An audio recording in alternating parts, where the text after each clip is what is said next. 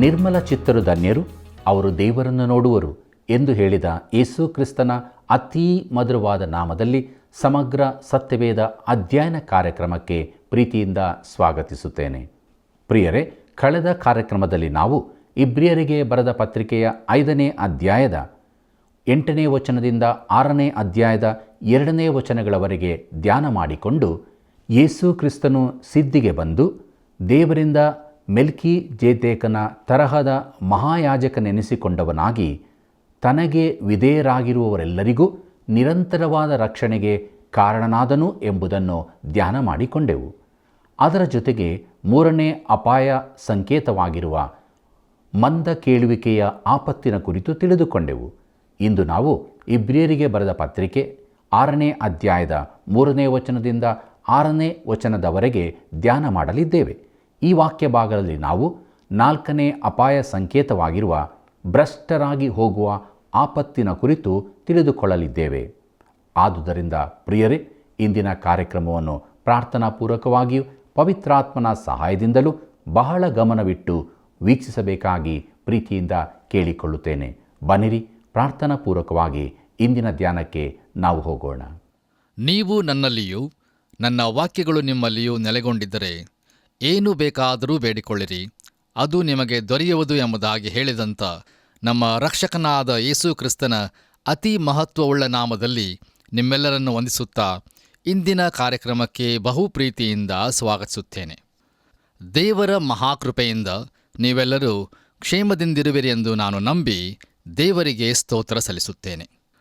ಇಂದು ನಾವು ಇಬ್ರಿಯರಿಗೆ ಬರೆದ ಪತ್ರಿಕೆ 6ನೇ ಅಧ್ಯಾಯದ 3ನೇ ವಚನದಿಂದ 6ನೇ ವಚನದವರೆಗೆ ಧ್ಯಾನ ಮಾಡಿಕೊಳ್ಳೋಣ. ಈಗ ದಯಮಾಡಿ ನಿಮ್ಮ ಸತ್ಯವೇದದಲ್ಲಿ ನನ್ನೊಂದಿಗೆ 3ನೇ ವಚನವನ್ನು ಗಮನಿಸಿರಿ. ಅಲ್ಲಿ ನಾವು ಹೀಗೆ ನೋಡುತ್ತೇವೆ, ಮತ್ತು ದೇವರ ಚಿತ್ತವಾದರೆ ಹೀಗೆ ಸಾಗುತ್ತಾ ಹೋಗುವೆವು ಎಂಬುದಾಗಿ. ಕರ್ತನಲ್ಲಿ ಪ್ರೀತಿಯ ದೇವಜನರೇ, ಈ ವಾಕ್ಯ ಭಾಗವು ದೇವರ ವಾಕ್ಯದಲ್ಲಿನ ಒಂದು ಕಷ್ಟಕರವಾದ ಭಾಗಕ್ಕೆ ನಮ್ಮನ್ನು ತಂದಿರುತ್ತದೆ. ಕೆಲವರು ಇದನ್ನು ಭಾಷಾಂತರಿಸಲಿಕ್ಕೆ ಬಹು ಕಷ್ಟಕರವಾದದ್ದು ಎಂದು ಪರಿಗಣಿಸಿರುತ್ತಾರೆ. ನಾವು ಮುಂದುವರಿದು ಇಬ್ರಿಯರಿಗೆ ಬರೆದ ಪತ್ರಿಕೆ 6ನೇ ಅಧ್ಯಾಯ 4ರಿಂದ 6 ವಚನಗಳನ್ನು ಓದುವಾಗ ಅಲ್ಲಿ ನಾವು ಹೀಗೆ ನೋಡುತ್ತೇವೆ, ಒಂದು ಸಾರಿ ಜ್ಞಾನ ಪ್ರಕಾಶದಲ್ಲಿ ಸೇರಿ ಪರಲೋಕದಿಂದಾದ ದಾನದ ಅನುಭವವನ್ನು ಹೊಂದಿ ಪವಿತ್ರಾತ್ಮ ವರದಲ್ಲಿ ಪಾಲುಗಾರರಾಗಿ ದೇವರ ವಾಕ್ಯದ ಶ್ರೇಷ್ಠತೆಯನ್ನು ಮುಂದಣ ಯುಗದ ಮಹತ್ವವನ್ನು ಅನುಭವಿಸಿದವರು ಭ್ರಷ್ಟರಾದರೆ ಅವರಲ್ಲಿ ಮಾನಸಾಂತರವನ್ನು ಹುಟ್ಟಿಸುವುದು ಅಸಾಧ್ಯ. ಯಾಕಂದರೆ ಅವರು ತಮ್ಮ ಪಾಲಿಗೆ ದೇವರ ಮಗನನ್ನು ಪುನಃ ಶಿಲುಬೆಗೆ ಹಾಕುವವರು, ಆತನನ್ನು ಎಲ್ಲರ ಮುಂದೆ ಅವಮಾನಪಡಿಸುವವರು ಆಗಿದ್ದಾರೆ ಎಂಬುದಾಗಿ. ಈ ವಾಕ್ಯ ಭಾಗಕ್ಕೆ 9ನೇ ವಚನವು ಕೀಲಿ ಕೈಯಾಗಿರುತ್ತದೆ. ಆದರೆ ಇಲ್ಲಿ ಹೇಳಿರುವುದನ್ನು ತಿಳಿದುಕೊಳ್ಳಲು ನಮಗೆ ಪೂರ್ವೋತ್ತರ ಸಂದರ್ಭದ ಅವಶ್ಯಕತೆ ಇರುತ್ತದೆ. ಪ್ರಿಯರೇ, ಈ ವಾಕ್ಯ ಭಾಗಕ್ಕೆ ನಾವು ಬರುವಾಗ ಒಂದು ಆಶ್ಚರ್ಯಕರವಾದ ವಾಸ್ತವಿಕತೆಯನ್ನು ನಾವು ಎದುರುಗೊಳ್ಳುತ್ತೇವೆ. ಅದೇನೆಂದರೆ, ಅನೇಕ ಮಹಾನ್ ಅರ್ಥ ವಿವರಣಾಕಾರರು ಈ ವಾಕ್ಯ ಭಾಗದ ವಿವರಣೆಯನ್ನು ನೀಡುವುದರಿಂದ ದೂರ ಉಳಿದಿದ್ದಾರೆ ಎಂಬುದೇ. ನೋಡಿರಿ, ಆ ಎಲ್ಲ ಅರ್ಥ ವಿವರಣೆಗಳಲ್ಲಿ ಅತಿ ಅತೃಪ್ತಿಕರವಾದ ವಿವರಣೆ ಯಾವುದೆಂದರೆ, ಈ ವಾಕ್ಯ ಭಾಗದಲ್ಲಿ ಹೇಳಲ್ಪಟ್ಟಿರುವ ಆ ಜನರ ಗುಂಪು ಯಾವುದೆಂದರೆ, ಅವರು ದೇವರ ಮಕ್ಕಳು, ಆದರೆ ಈಗ ಅವರು ತಮ್ಮ ರಕ್ಷಣೆಯನ್ನು ಕಳೆದುಕೊಂಡವರಾಗಿರುವರು ಎಂಬುದಾಗಿ. ಅಂದರೆ ಅವರು ಒಂದು ಕಾಲದಲ್ಲಿ ರಕ್ಷಿಸಲ್ಪಟ್ಟವರು, ಆದರೆ ಈಗ ತಮ್ಮ ರಕ್ಷಣಾ ಅನುಭವವನ್ನು ಕಳೆದುಕೊಂಡಿರುವವರಾಗಿದ್ದಾರೆ. ನೋಡಿರಿ, ಇಂದು ಅನೇಕರು ತಮ್ಮ ರಕ್ಷಣೆಯ ಕುರಿತು ನಿಶ್ಚಯರಾಗಿರುವುದಿಲ್ಲ. ಆದ್ದರಿಂದಲೇ ಅವರು ತಮ್ಮ ರಕ್ಷಣೆಯನ್ನು ಆನಂದಿಸುವುದಿಲ್ಲ. ಹೀಗಿರುವಾಗಲೂ ಯೇಸು ಕ್ರಿಸ್ತನೇ ತಮ್ಮ ರಕ್ಷಕನು ಎಂಬುದಾಗಿ ಅವರು ತಮ್ಮ ವಿಶ್ವಾಸವನ್ನು ಆತನ ಮೇಲೆ ಇರಿಸಿದರೆ ಅವರು ರಕ್ಷಿಸಲ್ಪಡುತ್ತಾರೆ. ಒಬ್ಬರು ಎಷ್ಟು ಪ್ರಮಾಣದ ನಂಬಿಕೆಯನ್ನು ಹೊಂದಿದ್ದಾರೆ ಎಂಬುದು ಮುಖ್ಯವಾದದ್ದಾಗಿರುವುದಿಲ್ಲ, ಆದರೆ ಆ ನಂಬಿಕೆ ಯಾರ ಕಡೆಗೆ ಉದ್ದೇಶಿಸಲ್ಪಟ್ಟಿದೆ ಎಂಬುದು ಬಹಳ ಪ್ರಾಮುಖ್ಯವಾಗಿದೆ. ಕರ್ತನಲ್ಲಿ ಪ್ರಿಯರೇ, ಒಂದು ವಿಷಯದ ಕುರಿತು ನಾವು ಬಹು ಸ್ಪಷ್ಟವಾಗಿರಬೇಕು. ಅದು ಯಾವುದೆಂದರೆ, ನಾವು ನಿಶ್ಚಯವಾದ ರಕ್ಷಣೆಯನ್ನು ಹೊಂದಿದವರಾಗಿದ್ದೇವೆ ಎಂದು ದೇವರ ವಾಕ್ಯವು ನಮಗೆ ತಿಳಿಸುತ್ತದೆ. ಅಪೊಸ್ತಲನಾದ ಪೌಲನು ರೋಮಾಪುರದವರಿಗೆ ಬರೆದ ಪತ್ರಿಕೆ 8ನೇ ಅಧ್ಯಾಯ 1ನೇ ವಚನದಲ್ಲಿ ಹೀಗೆ ಹೇಳುತ್ತಾನೆ, ಆದದರಿಂದ ಕ್ರಿಸ್ತ ಯೇಸುವಿನಲ್ಲಿ ಇರುವವರಿಗೆ ಅಪರಾಧ ನಿರ್ಣಯವು ಈಗ ಇಲ್ಲವೇ ಇಲ್ಲ ಎಂಬುದಾಗಿ. ಈ ಮಹಾಸತ್ಯವನ್ನು ರೋಮಾಪುರದವರಿಗೆ ಬರೆದ ಪತ್ರಿಕೆ 8ನೇ ಅಧ್ಯಾಯ 33ನೇ ವಚನದಲ್ಲಿ ಧೈರ್ಯವಾಗಿ ಮಾಡಲ್ಪಟ್ಟ ಹೇಳಿಕೆಯಾಗಿರುವ, ದೇವರು ಆದುಕೊಂಡವರ ಮೇಲೆ ಯಾರೂ ತಪ್ಪು ಹೊರಿಸಾರು, ದೇವರೇ ನಮ್ಮನ್ನು ನೀತಿವಂತರೆಂದು ನಿರ್ಣಯಿಸುವನಾಗಿದ್ದಾನೆ ಎಂಬುದರವರೆಗೆ ಅಪೋಸ್ತಲನಾದ ಪೌಲನು ಅದನ್ನು ಹಿಗ್ಗಿಸುತ್ತಾನೆ. ದಯಮಾಡಿ ಗಮನಿಸಿರಿ ಪ್ರಿಯರೇ, ದೇವರ ಸಿಂಹಾಸನವು ಯೇಸು ಕ್ರಿಸ್ತನನ್ನು ವಿಶ್ವಾಸಿಸುವ ಯಾವುದೇ ಬಲಹೀನನ ಹಾಗೂ ದೀನನ ಹಿಂದೆ ಆಧಾರವಾಗಿರುತ್ತದೆ ಮತ್ತು ಯೇಸು ಕ್ರಿಸ್ತನ ರಕ್ತದ ಮೂಲಕ ನೀತಿವಂತನೆಂದು ನಿರ್ಣಯಿಸಲ್ಪಟ್ಟ ಯಾರ ವಿರುದ್ಧವಾಗಲಿ ಒಂದಾದರೂ ಅಪವಾದವನ್ನು ತರಬಹುದಾದ ಯಾವ ಬುದ್ಧಿಯೂ ದೇವರ ಈ ವಿಶ್ವದಲ್ಲಿ ಇರುವುದಿಲ್ಲ. ಅದೇ ಭಾಗವನ್ನು ಪುನಃ ಅಪೋಸ್ತಲನಾದ ಪೌಲನು ಮುಂದುವರಿಸುತ್ತಾ ರೋಮಾಪುರದವರಿಗೆ ಬರೆದ ಪತ್ರಿಕೆ 8ನೇ ಅಧ್ಯಾಯ 34ರಿಂದ 39 ವಚನಗಳಲ್ಲಿ, ಅಪರಾಧಿಗಳೆಂದು ನಿರ್ಣಯಿಸುವವರು ಯಾರು? ಕ್ರಿಸ್ತ ಯೇಸು ಮರಣವನ್ನು ಹೊಂದಿದ್ದಲ್ಲದೆ ಜೀವಿತನಾಗಿ ಎದ್ದು ದೇವರ ಬಲಗಡೆಯಲ್ಲಿದ್ದು ನಮಗೋಸ್ಕರ ಬೇಡುವವನಾಗಿದ್ದಾನೆ ಎಂಬುದಾಗಿ ಹೇಳುತ್ತಾನೆ. ಪ್ರಿಯರೇ, ಈ ವಾಕ್ಯಗಳನ್ನು ನಾವು ಜೀರ್ಣಿಸಿಕೊಳ್ಳುವುದಾದರೆ ಭರವಸೆಯ ಶ್ರೇಷ್ಠವಾದ ಅಸ್ತಿವಾರವನ್ನು ಹೊಂದುವವರಾಗುತ್ತೇವೆ. ಮುಂದುವರೆದು ಪೌಲನು ಹೇಳುವುದೇನೆಂದರೆ, ಕ್ರಿಸ್ತನ ಪ್ರೀತಿಯಿಂದ ನಮ್ಮನ್ನು ಅಗಲಿಸುವವರು ಯಾರು? ಕಷ್ಟವೋ, ಸಂಕಟವೋ, ಹಿಂಸೆಯೋ, ಅನ್ನವಿಲ್ಲದಿರುವುದೋ, ವಸ್ತ್ರವಿಲ್ಲದಿರುವುದೋ, ಗಂಡಾಂತರವೋ, ಖಡ್ಗವೋ? ದೇವರೇ, ನಾವು ನಿನ್ನ ನಿಮಿತ್ತ ದಿನವೆಲ್ಲ ಕೊಲೆಗೆ ಗುರಿಯಾಗಿದ್ದೇವೆ, ಜನರು ನಮ್ಮನ್ನು ಕೊಯ್ಗುರಿಗಳಂತೆ ಎಣಿಸಿದರು ಎಂಬುದಾಗಿ ಬರೆದಿರುವಂತೆ ಆಗುತ್ತದಲ್ಲ. ಆದರೆ ನಮ್ಮನ್ನು ಪ್ರೀತಿಸಿದಾತನ ಮೂಲಕವಾಗಿ ನಾವು ಈ ಎಲ್ಲ ವಿಷಯಗಳಲ್ಲಿ ಪೂರ್ಣ ಜಯಶಾಲಿಗಳಾಗುತ್ತೇವೆ ಎಂಬುದಾಗಿ. ಕರ್ತನಲ್ಲಿ ಪ್ರಿಯರೇ, ಇದು ನಮ್ಮನ್ನು ತೃಪ್ತಿಪಡಿಸುತ್ತದೋ? ಸರಿ, ಇನ್ನೂ ಮುಂದಕ್ಕೆ ಹೋಗೋಣ. ಅಲ್ಲಿ ನಾವು ಹೀಗೆ ನೋಡುತ್ತೇವೆ, ಹೇಗೆಂದರೆ ಮರಣವಾಗಲಿ ಜೀವವಾಗಲಿ, ದೇವದೂತರಾಗಲಿ ದುರಾತ್ಮಗಳಾಗಲಿ, ಈಗಿನ ಸಂಗತಿಗಳಾಗಲಿ ಮುಂದಣ ಸಂಗತಿಗಳಾಗಲಿ, ಮಹತ್ವಗಳಾಗಲಿ, ಮೇಲಣ ಲೋಕವಾಗಲಿ ಕೆಳಗಣ ಲೋಕವಾಗಲಿ, ಬೇರೆ ಯಾವ ಸೃಷ್ಟಿಯಾಗಲಿ ನಮ್ಮನ್ನು ನಮ್ಮ ಕರ್ತನಾದ ಯೇಸು ಕ್ರಿಸ್ತನಲ್ಲಿ ತೋರಿಬಂದ ದೇವರ ಪ್ರೀತಿಯಿಂದ ಅಗಲಿಸಲಾರವೆಂದು ನನಗೆ ನಿಶ್ಚಯವುಂಟು ಎಂಬುದಾಗಿ. ಕರ್ತನಲ್ಲಿ ಪ್ರಿಯರೇ, ನಮ್ಮ ರಕ್ಷಕನಾದ ಯೇಸು ಕ್ರಿಸ್ತನು ಸಹ ನಮ್ಮ ಪೂರ್ಣ ಭದ್ರತೆಯ ಕುರಿತಾಗಿ ಮಹತ್ತರವಾದಂಥ ಹೇಳಿಕೆಗಳನ್ನು ನೀಡಿರುತ್ತಾನೆ. ಯೋಹಾನನು ಬರೆದ ಸುವಾರ್ತೆ 10ನೇ ಅಧ್ಯಾಯ 27 ಹಾಗೂ 28ನೇ ವಚನಗಳಲ್ಲಿ ನಾವು ಹೀಗೆ ನೋಡುತ್ತೇವೆ, ನನ್ನ ಕುರಿಗಳು ನನ್ನ ಸ್ವರಕ್ಕೆ ಕಿವಿಗೊಡುತ್ತವೆ, ನಾನು ಅವುಗಳನ್ನು ಬಲ್ಲೆನು, ಅವು ನನ್ನ ಹಿಂದೆ ಬರುತ್ತವೆ, ನಾನು ಅವುಗಳಿಗೆ ನಿತ್ಯ ಜೀವವನ್ನು ಕೊಡುತ್ತೇನೆ ಎಂಬುದಾಗಿ. ದಯಮಾಡಿ ಗಮನಿಸಿರಿ ಪ್ರಿಯರೇ, ರಕ್ಷಣೆಯಿಂದ ಉಂಟಾಗುವ ನಿತ್ಯ ಜೀವವು ಕಳೆದು ಹೋಗುವಂಥದ್ದಾಗಿದ್ದರೆ ಅದು ನಿತ್ಯ ಜೀವವಾಗಿರುವುದೇ ಇಲ್ಲ. ಮುಂದೆ ನಾವು ಯೋಹಾನನು ಬರೆದ ಸುವಾರ್ತೆ 10ನೇ ಅಧ್ಯಾಯ 28 ಹಾಗೂ 29ನೇ ವಚನಗಳಲ್ಲಿ ಹೀಗೆ ನೋಡುತ್ತೇವೆ, ಅವು ಎಂದಿಗೂ ನಾಶವಾಗುವುದೇ ಇಲ್ಲ, ಅವುಗಳನ್ನು ಯಾರೂ ನನ್ನ ಕೈಯೊಳಗಿಂದ ಕಸಕೊಳ್ಳರು. ನನ್ನ ತಂದೆಯು ನನಗೆ ಕೊಟ್ಟದ್ದು ಎಲ್ಲದಕ್ಕಿಂತ ದೊಡ್ಡದು, ಅದನ್ನು ತಂದೆಯ ಕೈಯೊಳಗಿಂದ ಯಾರೂ ಕಸಕೊಳ್ಳಲಾರರು ಎಂಬುದಾಗಿ. ಈ ವಾಕ್ಯ ಭಾಗದಲ್ಲಿ ನೋಡುವಾಗ ದೇವರನ್ನು ಹಿಡಿದುಕೊಳ್ಳುವ ನಮ್ಮ ಸಾಮರ್ಥ್ಯದ ವಿಷಯವಾಗಿರುವುದಿಲ್ಲ, ಆದರೆ ನಮ್ಮನ್ನು ಹಿಡಿದುಕೊಳ್ಳುವ ದೇವರ ಸಾಮರ್ಥ್ಯದ ವಿಷಯವಾಗಿರುತ್ತದೆ. ಆತನು ನಮ್ಮನ್ನು ಹಿಡಿದುಕೊಳ್ಳುತ್ತಾನೆ ಮತ್ತು ಆತನನ್ನು ನಂಬುವವರು ಎಂದಿಗೂ ನಾಶವಾಗುವುದಿಲ್ಲ ಎಂಬುದಾಗಿ ಅಪರಿಮಿತವಾದ ಜ್ಞಾನದೊಂದಿಗೂ ಮತ್ತು ದೈವತ್ವದ ಪೂರ್ಣ ಅಧಿಕಾರದೊಂದಿಗೂ ಯೇಸು ಕ್ರಿಸ್ತನು ಹೇಳುತ್ತಿರುವನು. ಆದ್ದರಿಂದ ಸರ್ವಶಕ್ತನಾಗಿರುವ ದೇವರಲ್ಲಿ ನಮ್ಮ ನಿರೀಕ್ಷೆ ಇದೆಯೋ ಅಥವಾ ಸೋಲನ್ನು ಅನುಭವಿಸುವ ಬೇರೆ ಯಾವುದರಲ್ಲಿ ಇದೆಯೋ ಎಂಬುದು ಪ್ರಶ್ನೆಯಾಗಿರುತ್ತದೆ. ಕರ್ತನಲ್ಲಿ ಪ್ರಿಯ ದೇವಜನರೇ, ಈ ವಾಕ್ಯ ಭಾಗದ ಕುರಿತಾಗಿ ಅನೇಕ ಅರ್ಥ ವಿವರಣೆಗಳು ಇರುತ್ತವೆ ಮತ್ತು ಈ ಅರ್ಥ ವಿವರಣೆಗಳನ್ನು ಪರಿಶೀಲಿಸುವಾಗ ನಾವು ಅನೇಕ ಗಲಿಬಿಲಿಗಳನ್ನು ನೋಡುವಂಥವರಾಗಿರುತ್ತೇವೆ ಎಂಬುದಾಗಿ ನಾನು ಮೊದಲೇ ಹೇಳಿರುತ್ತೇನೆ. ಆದರೆ ನನ್ನ ಹೃದಯಕ್ಕೆ ಸಮಾಧಾನವನ್ನು ಆಶೀರ್ವಾದವನ್ನು ಉಂಟು ಮಾಡಿರುವಂಥ ಒಂದು ಅರ್ಥ ವಿವರಣೆಯನ್ನು ನಿಮ್ಮ ಮುಂದೆ ಇಡಲು ಬಯಸುತ್ತೇನೆ.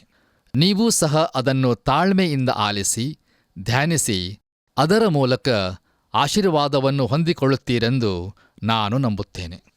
ನೋಡಿರಿ ಪ್ರಿಯರೇ, ಮೊಟ್ಟ ಮೊದಲನೆಯದಾಗಿ ಈ ವಾಕ್ಯ ಭಾಗದಲ್ಲಿ ಗ್ರಂಥಕರ್ತನು ರಕ್ಷಣೆಯ ಕುರಿತಾಗಿ ಮಾತಾಡುತ್ತಾ ಇಲ್ಲ ಎಂಬುದನ್ನು ನಾವು ಗಮನಿಸಬೇಕು. ಅವನು ರಕ್ಷಿಸಲ್ಪಟ್ಟವರ ಕುರಿತು ವಿವರಿಸುತ್ತಾ ಇದ್ದಾನೆ. ಹೇಗೆಂದರೆ, ಅವರು ಜ್ಞಾನ ಪ್ರಕಾಶದಲ್ಲಿ ಸೇರಿದವರು, ಪರಲೋಕದಿಂದಾದ ದಾನದ ಅನುಭವವನ್ನು ಹೊಂದಿದವರು, ಪವಿತ್ರಾತ್ಮ ವರದಲ್ಲಿ ಪಾಲುಗಾರರಾಗಿರುವವರು, ದೇವರ ವಾಕ್ಯದ ಶ್ರೇಷ್ಠತೆಯನ್ನು, ಮುಂದಣ ಯುಗದ ಮಹತ್ವವನ್ನು ಅನುಭವಿಸಿದವರು ಎಂಬುದಾಗಿ. ಈ ವಾಕ್ಯ ಭಾಗದ ಇಡೀ ತಾತ್ಪರ್ಯವು ರಕ್ಷಣೆಯ ಫಲಿತಾಂಶವಾಗಿರುವ ಪ್ರತಿಫಲದ ಕುರಿತು ಪ್ರಕಟಿಸುತ್ತದೆ. ಇಲ್ಲಿ ಗ್ರಂಥಕರ್ತನು 6ನೇ ವಚನದಲ್ಲಿ ಅವರು ಭ್ರಷ್ಟರಾದರೆ ಅವರಲ್ಲಿ ತಿರುಗಿ ಮಾನಸಾಂತರವನ್ನು ಹುಟ್ಟಿಸುವುದು ಅಸಾಧ್ಯ ಎಂಬುದಾಗಿ ಹೇಳುತ್ತಿರುವನು. ಪ್ರಿಯರೇ, ದಯಮಾಡಿ ಗಮನಿಸಿರಿ, ಅವನು ರಕ್ಷಣೆ ಎಂಬುದಾಗಿ ಹೇಳದೆ ಮಾನಸಾಂತರ ಎಂಬುದಾಗಿ ಹೇಳುತ್ತಿರುವನು. ಈ ಮಾನಸಾಂತರವನ್ನು ವಿಶ್ವಾಸಿಗಳು ಮಾಡಬೇಕೆಂದು ದೇವರು ಕೇಳಿಕೊಂಡಿರುತ್ತಾನೆ. ಉದಾಹರಣೆಗಾಗಿ, ಆಸ್ಯ ಸೀಮೆಯಲ್ಲಿರುವ 7 ಸಭೆಗಳಿಗೆ ಬರೆಯಲ್ಪಟ್ಟಿರುವ 7 ಪತ್ರಗಳನ್ನು ನೋಡುವಾಗ ಪ್ರಕಟಣೆ 2ನೇ ಹಾಗೂ 3ನೇ ಅಧ್ಯಾಯಗಳಲ್ಲಿ ಬರೆದಿರುವ ಪ್ರಕಾರ ದೇವರು ಪ್ರತಿಯೊಂದು ಸಭೆಗೂ ಮಾನಸಾಂತರ ಪಡಬೇಕೆಂದು ಹೇಳುತ್ತಿರುವನು. ಹೌದು, ಅದು ವಿಶ್ವಾಸಿಗಳಿಗೆ ಸಂದೇಶವಾಗಿರುತ್ತದೆ. ಆದದರಿಂದ ಪ್ರಿಯರೇ, ಇಬ್ರಿಯರ ಗ್ರಂಥಕರ್ತನು ರಕ್ಷಣೆಯ ಫಲದ ಕುರಿತು ಮಾತಾಡುತ್ತಿರುವನೇ ಹೊರತು ರಕ್ಷಣೆಯ ಬೇರಿನ ಕುರಿತು ಮಾತಾಡುತ್ತಾ ಇಲ್ಲ. ಮತ್ತೆ ನಾವು ಇದೇ ಅಧ್ಯಾಯದ 9ನೇ ವಚನವನ್ನು ಗಮನಿಸುವಾಗ ಅಲ್ಲಿ ನಾವು ಹೀಗೆ ನೋಡುತ್ತೇವೆ: ಆದರೆ ಪ್ರಿಯರೇ, ಈ ರೀತಿಯಾಗಿ ನಾವು ಮಾತಾಡಿದರೂ ನೀವು ಇದಕ್ಕಿಂತ ಉತ್ತಮವಾಗಿಯೂ ರಕ್ಷಣಕರವಾಗಿಯೂ ಇರುವ ಸ್ಥಿತಿಯಲ್ಲಿ ಇದ್ದೀರೆಂದು ದೃಢವಾಗಿ ನಂಬಿದ್ದೇನೆ ಎಂಬುದಾಗಿ. ಇಲ್ಲಿ ಗ್ರಂಥಕರ್ತನು ರಕ್ಷಣೆಯ ಕುರಿತು ಮಾತಾಡದೆ ರಕ್ಷಣಕರವಾಗಿಯೂ ಇರುವ ಸ್ಥಿತಿಯ ಕುರಿತು ಮಾತಾಡುತ್ತಾ ಇದ್ದಾನೆ. ಅವನು ಕ್ರಿಸ್ತಿಯ ಜೀವಿತದ ಫಲದ ಕುರಿತು ಹಾಗೂ ಅದರ ಪ್ರತಿಫಲವಾಗಿ ಬರುವ ಬಹುಮಾನದ ಕುರಿತು ಮಾತಾಡುತ್ತಾ ಇದ್ದಾನೆ. ಈ ವಾಕ್ಯ ಭಾಗದ ಇಡೀ ಸಾರಾಂಶವೇನೆಂದರೆ, ಗ್ರಂಥಕರ್ತನು ಅವರನ್ನು ಅವರಿಗೆ ಬರಬೇಕಾದ ಬಹುಮಾನವನ್ನು ಅವರು ಕಳಕೊಂಡಾರು ಎಂಬುದಾಗಿ ಎಚ್ಚರಿಸುತ್ತಾ ಇರುವನು. ನೋಡಿರಿ ಪ್ರಿಯರೇ, ನಮ್ಮ ಎಲ್ಲ ಕೆಲಸಗಳು ಸುಟ್ಟು ಹೋದ ಮೇಲೆ ಬಹುಮಾನವನ್ನು ಹೊಂದಬಹುದಾದ ಯಾವ ಕಾರ್ಯವೂ ಉಳಿಯದೇ ಇರುವ ಅಪಾಯ ಇರುತ್ತದೆ ಎಂಬುದಾಗಿ ಅಪೊಸ್ತಲನಾದ ಪೌಲನು ಹೇಳುತ್ತಿರುವನು. ಬನ್ನಿರಿ, ಈಗ ನಿಮ್ಮ ಸತ್ಯವೇದದಲ್ಲಿ ದಯಮಾಡಿ ನನ್ನೊಂದಿಗೆ ಕೊರಿಂಥದವರಿಗೆ ಬರೆದ ಮೊದಲನೆಯ ಪತ್ರಿಕೆ 3ನೇ ಅಧ್ಯಾಯ 11ರಿಂದ 15 ವಚನಗಳನ್ನು ಗಮನಿಸಿರಿ. ಅಲ್ಲಿ ನಾವು ಹೀಗೆ ನೋಡುತ್ತೇವೆ: ಹಾಕಿರುವ ಅಸ್ತಿವಾರವು ಯೇಸು ಕ್ರಿಸ್ತನೇ. ಆ ಅಸ್ತಿವಾರವನ್ನಲ್ಲದೆ ಮತ್ತೊಂದು ಅಸ್ತಿವಾರವನ್ನು ಯಾರೂ ಹಾಕಲಾರರಷ್ಟೆ. ಆ ಅಸ್ತಿವಾರದ ಮೇಲೆ ಚಿನ್ನ, ಬೆಳ್ಳಿ, ರತ್ನ, ಕಟ್ಟಿಗೆ, ಹುಲ್ಲು, ಆಪು ಮುಂತಾದವುಗಳಿಂದ ಯಾವುದರಿಂದ ಕಟ್ಟಿದರೂ ಅವನವನ ಕೆಲಸವು ವ್ಯಕ್ತವಾಗುವುದು. ಕ್ರಿಸ್ತನು ಬರುವ ದಿನವು ಬೆಂಕಿಯೊಡನೆ ಉದಯವಾಗಿ ಆ ಕೆಲಸವನ್ನು ಸ್ಪಷ್ಟವಾಗಿ ತೋರಿಸುವುದು. ಅವನವನ ಕೆಲಸವೆಂಥದೋ ಆ ಬೆಂಕಿಯು ಶೋಧಿಸುವುದು. ಒಬ್ಬನು ಆ ಅಸ್ತಿವಾರದ ಮೇಲೆ ಕಟ್ಟಿದ್ದು ಉಳಿದರೆ ಅವನಿಗೆ ಸಂಬಳ ಬರುವುದು. ಒಬ್ಬನು ಕಟ್ಟಿದ್ದು ಸುಟ್ಟು ಹೋದರೆ ಅವನಿಗೆ ಸಂಬಳವು ನಷ್ಟವಾಗುವುದು. ತಾನಾದರೋ ರಕ್ಷಣೆ ಹೊಂದುವನು, ಆದರೆ ಬೆಂಕಿಯೊಳಗಿಂದ ತಪ್ಪಿಸಿಕೊಂಡವನ ಹಾಗಿರುವನು ಎಂಬುದಾಗಿ ನೋಡುತ್ತೇವೆ. ಕರ್ತನಲ್ಲಿ ಪ್ರಿಯ ಸಹೋದರ ಸಹೋದರಿಯರೇ, ದಯಮಾಡಿ ಗಮನಿಸಿರಿ, ಪ್ರತಿಯೊಬ್ಬ ವಿಶ್ವಾಸಿಯ ಕೆಲಸವು ಬೆಂಕಿಯಿಂದ ಶೋಧಿಸಲ್ಪಡುತ್ತದೆ ಮತ್ತು ಬೆಂಕಿಯು ಸುಟ್ಟು ಹಾಕುತ್ತದೆ. ನೋಡಿರಿ, ನಾವು ಇಂದು ಕ್ರಿಸ್ತನಿಗಾಗಿ ಮಾಡುವ ಪ್ರತಿಯೊಂದು ಕೆಲಸವೂ ಬೆಂಕಿಯಿಂದ ಶೋಧಿಸಲ್ಪಡುತ್ತದೆ. ಉದಾಹರಣೆಗೆ, ನಾವೆಲ್ಲರೂ ಯೇಸು ಕ್ರಿಸ್ತನಿಗಾಗಿ ಗೆದ್ದುಕೊಂಡಿರುವ ಆತ್ಮಗಳ ವಿಷಯದಲ್ಲಿ ನಾವು ಒಪ್ಪಿಸಿರುವಂಥ ವರದಿಗಳು ಬೆಂಕಿಯಿಂದ ಶೋಧಿಸಲ್ಪಡುತ್ತವೆ. ನಮ್ಮ ಕೆಲಸಗಳು ದೇವರಾತ್ಮನ ಬಲದಲ್ಲಿ ಮಾಡಲ್ಪಡದೆ, ಒಂದು ವೇಳೆ ನಮ್ಮ ಶರೀರ ಭಾವದಲ್ಲಿ ಮಾಡಲ್ಪಟ್ಟವುಗಳಾಗಿದ್ದರೆ ಆ ಶೋಧಿಸುವ ಬೆಂಕಿಯು ಅಬ್ಬರಿಸುತ್ತದೆ ಮತ್ತು ಸುಟ್ಟು ಹಾಕುತ್ತದೆ. ಯಾಕಂದರೆ ನಮ್ಮ ಕೆಲಸಗಳು ಕಟ್ಟಿಗೆ, ಹುಲ್ಲು, ಆಪುಗಳಾಗಿರುವುದರಿಂದ ಆ ಶೋಧಿಸುವ ಬೆಂಕಿಯಿಂದ ಸುಟ್ಟು ಹೋಗುತ್ತವೆ. ಎಂಥ ಭಯಂಕರವಾದಂಥ ಸಂಗತಿಯಲ್ಲವೇ? ದಯಮಾಡಿ ಆಲೋಚಿಸಿರಿ. ಕರ್ತನಲ್ಲಿ ಪ್ರೀತಿಯ ಸಹೋದರ ಸಹೋದರಿಯರೇ, ಮುಂದೊಂದು ದಿನ ಪ್ರತಿಯೊಬ್ಬ ವಿಶ್ವಾಸಿಯು ಯೇಸು ಕ್ರಿಸ್ತನ ನ್ಯಾಯಾಸನದ ಮುಂದೆ ನಿಲ್ಲಲಿಕ್ಕಿದ್ದಾನೆ. ಆಗ ಯೇಸು ಕ್ರಿಸ್ತನು ನಮ್ಮ ಬೆನ್ನುಗಳನ್ನು ತಟ್ಟಿ, ನೀನು 10 ವರ್ಷಗಳಿಂದಲೂ ತಪ್ಪದೆ ಪ್ರತಿ ಭಾನುವಾರ ಆರಾಧನೆಗೆ ದೇವಾಲಯಕ್ಕೆ ಬಂದಿರುವ ಒಬ್ಬ ಉತ್ತಮ ಮನುಷ್ಯನಾಗಿರುವಿ, ವೆರಿ ಗುಡ್ ಎಂಬುದಾಗಿ ಹೇಳುವುದನ್ನು ಕೇಳಿಸಿಕೊಳ್ಳುವಷ್ಟು ಒಂದು ಮಧುರವಾದಂಥ ಅನುಭವ ಅದಾಗಿರುವುದಿಲ್ಲ. ಪ್ರಿಯರೇ, ದಯಮಾಡಿ ಗಮನಿಸಿರಿ, ನಮ್ಮ ಕರ್ತನಾದ ಯೇಸು ಕ್ರಿಸ್ತನು ಇನ್ನೂ ಆಳಕ್ಕೆ ಹೋಗಿ ನಮ್ಮ ಜೀವಿತದಲ್ಲಿ ನಿಜವಾದ ಫಲವಿತ್ತೋ, ನಾವು ಆತನ ವಿಷಯವಾದ ಜ್ಞಾನದಲ್ಲಿ ಹಾಗೂ ಕೃಪೆಯಲ್ಲಿ ಬೆಳೆದಿರುವೆವೋ, ನಾವು ಆತನಿಗಾಗಿ ಸಾಕ್ಷಿಗಳಾಗಿರುವೆವೋ, ನಮ್ಮ ಜೀವಿತವು ಆತನಿಗಾಗಿ ಎಣಿಸಲ್ಪಟ್ಟಿರುವುದೋ, ನಾವು ಎಲ್ಲರಿಗೂ ಆಶೀರ್ವಾದದ ನಿಧಿಗಳಾಗಿ ಜೀವಿಸಿದೆವೋ ಎಂಬುದನ್ನು ಶೋಧಿಸಲಿಕ್ಕಿದ್ದಾನೆ. ಪ್ರಿಯರೇ, ನಾವು ನಮ್ಮ ರಕ್ಷಣೆಗಾಗಿ ನ್ಯಾಯ ತೀರಿಸಲ್ಪಡುವುದಿಲ್ಲ, ಆದರೆ ನಾವು ರಕ್ಷಣೆಯನ್ನು ಈಗಾಗಲೇ ಹೊಂದಿರುವುದರಿಂದ ಬಹುಮಾನವನ್ನು ಹೊಂದಲಿರುವೆವೋ ಇಲ್ಲವೋ ಎಂಬುದನ್ನು ಆತನು ನೋಡಲಿದ್ದಾನೆ. ಈಗ ಗ್ರಂಥಕರ್ತನು ಕ್ರಿಸ್ತಿಯ ಜೀವಿತದ ಫಲವನ್ನು ಹೀಗೆ ವಿವರಿಸುತ್ತಿರುವುದನ್ನು ನೋಡುತ್ತೇವೆ. ದಯಮಾಡಿ ಈಗ ನನ್ನೊಂದಿಗೆ ಇಬ್ರಿಯರಿಗೆ ಬರೆದ ಪತ್ರಿಕೆ 6ನೇ ಅಧ್ಯಾಯ 7 ಹಾಗೂ 8ನೇ ವಚನಗಳನ್ನು ಗಮನಿಸಿರಿ.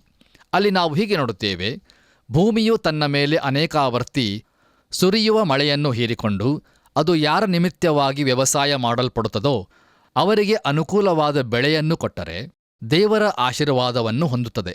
ಆದರೆ ಅದು ಮುಳ್ಳು ಗಿಡಗಳನ್ನು ಕಳೆಗಳನ್ನು ಬೆಳೆಸಿದರೆ ಅಯೋಗ್ಯವೆನಿಸಿಕೊಂಡು ಶಾಪಕ್ಕೆ ಗುರಿಯಾಗುತ್ತದೆ, ಅದರ ಅಂತ್ಯವು ಸುಡಲ್ಪಡುವುದೇ ಎಂಬುದಾಗಿ ನೋಡುತ್ತೇವೆ. ಅದೇ ರೀತಿಯಲ್ಲಿ ಪ್ರಿಯರೇ, ಒಬ್ಬ ವಿಶ್ವಾಸಿಯ ಜೀವಿತವು ಫಲವನ್ನು ಕೊಡುವಂಥದ್ದಾಗಿದ್ದರೆ ಅದು ಆಶೀರ್ವಸಲ್ಪಡುತ್ತದೆ. ಒಂದು ವೇಳೆ ಅದು ಮುಳ್ಳು ಗಿಡಗಳನ್ನು ಕಳೆಗಳನ್ನು ಕೊಡುವುದಾದರೆ ತಿರಸ್ಕರಿಸಲ್ಪಡುತ್ತದೆ. ನೋಡಿರಿ, ರಕ್ಷಣೆಯ ಕಾರ್ಯದಲ್ಲಿ ಸತ್ಕ್ರಿಯೆಗಳು ಅಂದರೆ ನಮ್ಮ ಒಳ್ಳೆಯ ಕಾರ್ಯಗಳು ಸೇರ್ಪಡೆಯಾಗುವುದಿಲ್ಲ. ಆದರೆ ಒಬ್ಬನು ವಿಶ್ವಾಸಿಯಾದ ಮೇಲೆ ಕೆಲಸಗಳು ಅತೀ ಮಹತ್ವದ ಪ್ರಾಮುಖ್ಯತೆಯನ್ನು ವಹಿಸಿಕೊಳ್ಳುತ್ತವೆ. ನಾವು ವಿಶ್ವಾಸಿಯಾಗಿರುವುದಾದರೆ ಕ್ರಿಸ್ತಿಯ ಜೀವಿತವನ್ನು ಜೀವಿಸುವುದು ಬಹು ಪ್ರಾಮುಖ್ಯವಾದದ್ದಾಗಿದೆ. ಒಬ್ಬ ಅಧ್ಯಾಪಕರು ಒಂದು ಅರ್ಥಗರ್ಭಿತವಾದಂಥ ಮಾತನ್ನು ಹೇಳಿದರು. ಅದು ಈ ರೀತಿಯಾಗಿತ್ತು: ಒಬ್ಬ ವ್ಯಕ್ತಿಯು ಹುಟ್ಟುವುದಕ್ಕಿಂತ ಮುಂಚೆ ಅವನ ವಂಶ ಪರಂಪರೆಯು ಮುಖ್ಯವಾಗಿರುತ್ತದೆ, ಆದರೆ ಆ ವ್ಯಕ್ತಿಯು ಹುಟ್ಟಿದ ಮೇಲೆ ಪರಿಸರವು ಪ್ರಧಾನ ಗಣನೆಗೆ ಬರುತ್ತದೆ ಎಂಬುದಾಗಿ. ಅದರಂತೆಯೇ ನಾವು ಹೊಸದಾಗಿ ಹುಟ್ಟುವುದಕ್ಕಿಂತ ಮುಂಚೆ ಕೆಲಸಗಳು ಒಳಗೆ ಸೇರುವುದಿಲ್ಲ, ಯಾಕಂದರೆ ನಮ್ಮ ಕೆಲಸಗಳನ್ನು ದೇವರ ಬಳಿಗೆ ತರಲಿಕ್ಕೆ ಆಗುವುದಿಲ್ಲ ಮತ್ತು ಆತನು ಅದನ್ನು ಸ್ವೀಕರಿಸುವುದೂ ಇಲ್ಲ. ಯೆಶಾಯನು ಬರೆದ ಪ್ರವಾದನೆ ಗ್ರಂಥ 64ನೇ ಅಧ್ಯಾಯ 6ನೇ ವಚನದಲ್ಲಿ ನಾವು ಹೀಗೆ ನೋಡುತ್ತೇವೆ, ನಮ್ಮ ಧರ್ಮ ಕಾರ್ಯಗಳೆಲ್ಲ ಹೊಲೆಯ ಬಟ್ಟೆಯಂತಿವೆ ಎಂಬುದಾಗಿ. ನೋಡಿರಿ, ದೇವರು ಪಾಪಿಗಳನ್ನು ಸ್ವೀಕರಿಸುತ್ತಾನೆ, ಆದರೆ ಪಾಪಿಗಳು ಯೇಸು ಕ್ರಿಸ್ತನಲ್ಲಿ ಹೊಂದಿರುವ ವಿಮೋಚನೆಯ ಆಧಾರದ ಮೇಲೆ ಆತನು ನಮ್ಮನ್ನು ಸ್ವೀಕರಿಸುತ್ತಾನೆ. ಹೌದು, ನಾವು ಯೇಸು ಕ್ರಿಸ್ತನನ್ನು ನಮ್ಮ ಸ್ವಂತ ರಕ್ಷಕನನ್ನಾಗಿ ಅಂಗೀಕರಿಸಿಕೊಂಡರೆ ಮಾತ್ರ ನಾವು ಹೊಸದಾಗಿ ಹುಟ್ಟಿದವರಾಗಿ ದೇವರ ಮಕ್ಕಳಾಗುತ್ತೇವೆ. ನೋಡಿರಿ, ನಾವು ರಕ್ಷಿಸಲ್ಪಟ್ಟ ಮೇಲೆ ನಾವು ದೇವರಿಗಾಗಿ ವಿಮೋಚಿಸಲ್ಪಟ್ಟವರು ಎಂಬುದನ್ನು ಲೋಕಕ್ಕೆ ತೋರಿಸಲು ಅವರ ಮುಂದೆ ಒಳ್ಳೆಯ ಕೆಲಸಗಳನ್ನು ಮಾಡಬೇಕಾಗಿರುತ್ತದೆ. ಆದ್ದರಿಂದ ಒಬ್ಬ ವಿಶ್ವಾಸಿಯು ಯಾವುದೋ ಒಂದು ಸಂಗತಿಯನ್ನು ತೋರಿಸಬೇಕಾಗಿರುತ್ತದೆ ಮತ್ತು ಆ ಸಂಗತಿಯು ನ್ಯಾಯ ತೀರಿಸಲ್ಪಡತಕ್ಕದ್ದಾಗಿರುತ್ತದೆ. ಆದರೆ ಅದೇ ಒಬ್ಬ ವಿಶ್ವಾಸಿಯು ಇನ್ನೂ ಕೂಸಿನ ಹಾಗೆ ಇದ್ದುಕೊಂಡು ತೊಂದರೆಗಳನ್ನು ಸಮಸ್ಯೆಗಳನ್ನು ಕೊಡುತ್ತಾ ಜನರನ್ನು ಕ್ರಿಸ್ತನ ಬಳಿಗೆ ನಡೆಸುವ ಬದಲಾಗಿ ಕ್ರಿಸ್ತನ ಕಡೆಯಿಂದ ಓಡಿ ಹೋಗುವಂತೆ ಮಾಡುವವನಾಗಿದ್ದರೆ ಅವನಿಗೆ ನಿಶ್ಚಿತವಾಗಿಯೂ ಬಹುಮಾನವಿರುವುದಿಲ್ಲ. ಪ್ರಿಯರೇ, ನಿಜವಾದ ಸಂಗತಿ ಏನೆಂದರೆ ಅಂಥ ವ್ಯಕ್ತಿಗೆ ಯೇಸು ಕ್ರಿಸ್ತನ ಬರೋಣದಲ್ಲಿ ನಾಚಿಕೆಯು ಕಾದುಕೊಂಡಿರುತ್ತದೆ. ಆದ್ದರಿಂದ ನನ್ನ ಪ್ರಿಯ ಸಹೋದರ ಸಹೋದರಿಯರೇ, ಯೇಸು ಕ್ರಿಸ್ತನ ಕೃಪೆಯ ಮೂಲಕ ರಕ್ಷಿಸಲ್ಪಟ್ಟವರಾದ ನಾವು ಈ ಕ್ರಿಸ್ತೀಯ ಜೀವಿತದಲ್ಲಿ ಎಚ್ಚರವಾಗಿದ್ದು ಜಾಗರೂಕರಾಗಿ ಆತನ ಮಹಿಮೆಗೋಸ್ಕರ ನಿಜ ಸಾಕ್ಷಿಗಳಾಗಿ ಜೀವಿಸಬೇಕು. ಕರ್ತನಲ್ಲಿ ಪ್ರಿಯ ಸಹೋದರ ಸಹೋದರಿಯರೇ, ದೇವರ ವಾಕ್ಯವು ನಮ್ಮನ್ನು ಈ ರೀತಿಯಾಗಿ ಎಚ್ಚರಿಸುತ್ತದೆ: ಪ್ರತಿಯೊಬ್ಬನು ತನ್ನ ದೇಹದ ಮೂಲಕ ನಡೆಸಿದ ಒಳ್ಳೆಯದಕ್ಕಾಗಲಿ ಕೆಟ್ಟದ್ದಕ್ಕಾಗಲಿ ಸರಿಯಾದ ಪ್ರತಿಫಲವನ್ನು ಹೊಂದುವುದಕ್ಕೋಸ್ಕರ ಯೇಸು ಕ್ರಿಸ್ತನ ನ್ಯಾಯಾಸನದ ಮುಂದೆ ಯಥಾಸ್ಥಿತಿಯಲ್ಲಿ ಕಾಣಿಸಿಕೊಳ್ಳಬೇಕು. ನೋಡಿರಿ, ನಮ್ಮ ಸತ್ಕ್ರಿಯೆಗಳು, ನಮ್ಮ ಒಳ್ಳೆಯ ಕೆಲಸಗಳು ನಮ್ಮನ್ನು ದೇವರ ರಾಜ್ಯಕ್ಕೆ ಬಾಧ್ಯಸ್ಥರನ್ನಾಗಿ ಮಾಡುವುದಿಲ್ಲ. ನಾವು ಯೇಸು ಕ್ರಿಸ್ತನನ್ನು ನಮ್ಮ ಸ್ವಂತ ರಕ್ಷಕನನ್ನಾಗಿ ಅಂಗೀಕರಿಸಿಕೊಂಡರೆ ಮಾತ್ರ ನಮಗೆ ರಕ್ಷಣೆಯಾಗುತ್ತದೆ. ಆದ್ದರಿಂದ ಪ್ರಿಯರೇ, ಇನ್ನೂ ಕೃಪಾ ಸಮಯವಿರುವಾಗಲೇ ಯೇಸು ಕ್ರಿಸ್ತನನ್ನು ನಮ್ಮ ಹೃದಯದಲ್ಲಿ ನಮ್ಮ ಸ್ವಂತ ರಕ್ಷಕನನ್ನಾಗಿ ಅಂಗೀಕರಿಸಿಕೊಳ್ಳೋಣ ಮತ್ತು ನಮ್ಮ ಜೀವಿತವನ್ನು ಸಂಪೂರ್ಣವಾಗಿ ಆತನ ಕೃಪೆಯುಳ್ಳ ಹಸ್ತಕ್ಕೆ ಒಪ್ಪಿಸಿಕೊಟ್ಟು ಆತನಿಗೆ ನಿಜ ಸಾಕ್ಷಿಗಳಾಗಿ ಆತನನ್ನು ಮಹಿಮೆಪಡಿಸುತ್ತಾ ಆತನ ಎರಡನೇ ಬರೋಣಕ್ಕೆ ಸದಾ ಸಿದ್ಧರಾಗಿದ್ದುಕೊಂಡು ಜೀವಿಸೋಣ. ದೇವರು ನಿಮ್ಮೆಲ್ಲರಿಗೂ ತನ್ನ ಕೃಪೆಯನ್ನು ಅನುಗ್ರಹಿಸಲಿ. ಪ್ರಿಯರೇ, ಇಲ್ಲಿಯವರೆಗೆ ನಾವು ಇಬ್ರಿಯರಿಗೆ ಬರೆದ ಪತ್ರಿಕೆಯ 6ನೇ ಅಧ್ಯಾಯದ 3ನೇ ವಚನದಿಂದ 6ನೇ ವಚನದವರೆಗಿನ ಧ್ಯಾನವನ್ನು ವೀಕ್ಷಿಸಿದ್ದೇವೆ. ಇಂದಿನ ಕಾರ್ಯಕ್ರಮದಲ್ಲಿ ನಮಗೆಲ್ಲರಿಗೂ ಎಚ್ಚರಿಕೆಯನ್ನು ಉಂಟು ಮಾಡುವ ಒಂದು ವಾಕ್ಯವನ್ನು ನೋಡಿಕೊಂಡಿದ್ದೇವೆ. ಅದು ಯಾವುದೆಂದರೆ, ಒಂದು ಸಾರಿ ಜ್ಞಾನ ಪ್ರಕಾಶದಲ್ಲಿ ಸೇರಿ ಪರಲೋಕದಿಂದಾದ ದಾನದ ಅನುಭವವನ್ನು ಹೊಂದಿ ಪವಿತ್ರಾತ್ಮವರದಲ್ಲಿ ಪಾಲುಗಾರರಾಗಿ ದೇವರ ವಾಕ್ಯದ ಶ್ರೇಷ್ಠತೆಯನ್ನು, ಮುಂದಣ ಯುಗದ ಮಹತ್ವವನ್ನು ಅನುಭವಿಸಿದವರು ಭ್ರಷ್ಟರಾದರೆ ಅವರಲ್ಲಿ ಮಾನಸಾಂತರವನ್ನು ಹುಟ್ಟಿಸುವುದು ಅಸಾಧ್ಯ. ಯಾಕಂದರೆ ಅವರು ತಮ್ಮ ಪಾಲಿಗೆ ದೇವರ ಮಗನನ್ನು ಪುನಃ ಶಿಲುಬೆಗೆ ಹಾಕುವವರು, ಆತನನ್ನು ಎಲ್ಲರ ಮುಂದೆ ಅವಮಾನಪಡಿಸುವವರು ಆಗಿದ್ದಾರೆ ಎಂಬುದೇ. ಪ್ರಿಯರೇ, ನಮ್ಮನ್ನು ನಾವು ಪರೀಕ್ಷಿಸಿಕೊಳ್ಳುವುದು ಬಹು ಅವಶ್ಯವಾಗಿದೆ. ಮುಂದಿನ ಕಾರ್ಯಕ್ರಮಗಳನ್ನು ವೀಕ್ಷಿಸಲು ಬರುವಾಗ ದಯಮಾಡಿ ಪ್ರಾರ್ಥನಾಪೂರ್ವಕವಾಗಿ ಸಿದ್ಧರಾಗಿ ಬರಬೇಕೆಂದು ನಿಮ್ಮನ್ನು ಪ್ರೀತಿಯಿಂದ ಕೇಳಿಕೊಳ್ಳುತ್ತೇನೆ. ಬನ್ನಿರಿ, ಪ್ರಾರ್ಥನೆ ಮಾಡೋಣ. ತಂದೆಯಾದ ದೇವರೇ, ನಿನ್ನ ವಾಕ್ಯದ ಬೆಳಕಿನಲ್ಲಿ ನಮ್ಮ ಜೀವಿತವನ್ನು ಪರೀಕ್ಷಿಸಿಕೊಳ್ಳುವುದಕ್ಕೆ ಸಹಾಯ ಮಾಡಿದ್ದಕ್ಕಾಗಿ ನಿನಗೆ ಸ್ತೋತ್ರ. ನಾವು ಕೇಳಿದ ಮಾರ್ಗದಲ್ಲಿ ಇದ್ದೇವೋ ಏನೋ ನೋಡಿ ನಮ್ಮನ್ನು ಸನಾತನ ಮಾರ್ಗದಲ್ಲಿ ನಡೆಸಬೇಕಾಗಿ ಬೇಡಿಕೊಳ್ಳುತ್ತೇವೆ. ಸ್ವಾಮಿ, ಯಾರ್ಯಾರು ಯಥಾರ್ಥವಾಗಿ ಕಣ್ಣೀರಿನಿಂದಲೂ ತಗ್ಗಿದ ಹೃದಯದಿಂದಲೂ ನಿನ್ನ ಬಳಿ ಬೇಡುತ್ತಾ ಇದ್ದಾರೋ ಅವರ ಭಿನ್ನ ಪ್ರಾರ್ಥನೆಗಳನ್ನು ಆಲಿಸು, ಸದುತ್ತರವನ್ನು ಅನುಗ್ರಹಿಸಿ ಅವರನ್ನು ತೃಪ್ತಿಪಡಿಸು. ಹೀಗೆ ನಾವೆಲ್ಲರೂ ನಿನ್ನನ್ನು ದೃಷ್ಟಿಸುತ್ತಾ ನಂಬಿಕೆಯ ಮಾರ್ಗದಲ್ಲಿ ಮುನ್ನಡೆದಕ್ಕೆ ಸಹಾಯ ಮಾಡು. ಯೇಸುವಿನ ನಾಮದಲ್ಲಿ ಬೇಡಿದ್ದೇವೆ ತಂದೆಯೇ, ಆಮೇನ್. ಪ್ರಿಯರೇ, ಕಾರ್ಯಕ್ರಮವನ್ನು ವೀಕ್ಷಿಸಿ ಮಿಸ್ ಕಾಲ್ ಕೊಟ್ಟು ನಮ್ಮನ್ನು ಪ್ರೋತ್ಸಾಹಿಸಿದ್ದಕ್ಕಾಗಿ ವಂದನೆಗಳು. ಕರೆ ಮಾಡುವುದನ್ನು ಮರೆಯಬೇಡಿರಿ. ಮುಂದಿನ ಕಾರ್ಯಕ್ರಮದಲ್ಲಿ ಭೇಟಿಯಾಗುವವರೆಗೆ ದೇವರ ಆಶೀರ್ವಾದವು ನಿಮ್ಮೆಲ್ಲರೊಂದಿಗೆ ಇರಲಿ.